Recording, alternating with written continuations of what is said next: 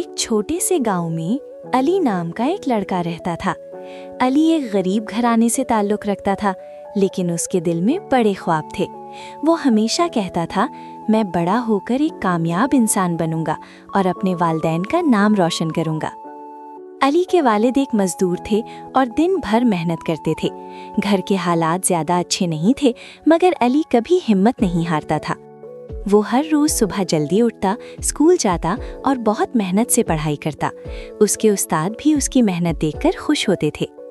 एक दिन अली के उस्ताद ने क्लास में कहा, बच्चों, जो मेहनत करता है वही कामयाब होता है। ख्वाब देखना अच्छी बात है, लेकिन उन्हें पूरा करने के लिए मेहनत करना जरूरी है। अली ने ये बात दिल में बिठा ली और पहले से ज्यादा मेहनत करने लगा। स्कूल से आने के बाद भी वो अपना होमवर्क मुकम्मल करता और इजाफी किताबें पढ़ता। कभी कभी बिजली भी चली जाती थी तो अली लालटेन की रोशनी में बैठकर पढ़ाई करता था। उसकी वालदा अक्सर कहती, बेटा थोड़ा आराम भी कर लिया करो, मगर अली मुस्कुराकर कहता, अम्मी बस थोड़ी सी मेहनत और, फिर सब ठीक हो जाएगा। वक्त गुजरता गया और इम्तिहान का दिन आ गया। अली ने पूरी मेहनत के साथ इम्तिहान दिया। जब नतीजा आया तो पूरे स्कूल में अली ने पहली पोजीशन हासिल की। उसके उस्ताद, दोस्त और वालिदैन सब बहुत खुश हुए।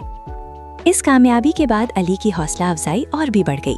वो मजीद मेहनत करता रहा। कई साल बाद वो अपनी तालीम मुकम्मल करके एक बड़ा इंजीनियर बन गया। अब वो अपने गांव के बच्चों की मदद करता था और उन्हें पढ़ने की तरगीब देता था। एक दिन स्कूल में तकरीर करते हुए अली ने बच्चों से कहा, अगर आप मेहनत करें, अपने उस्ताद की बात सुनें और कभी हिम्मत न हारें, तो आप भी कामयाब बन सकते हैं।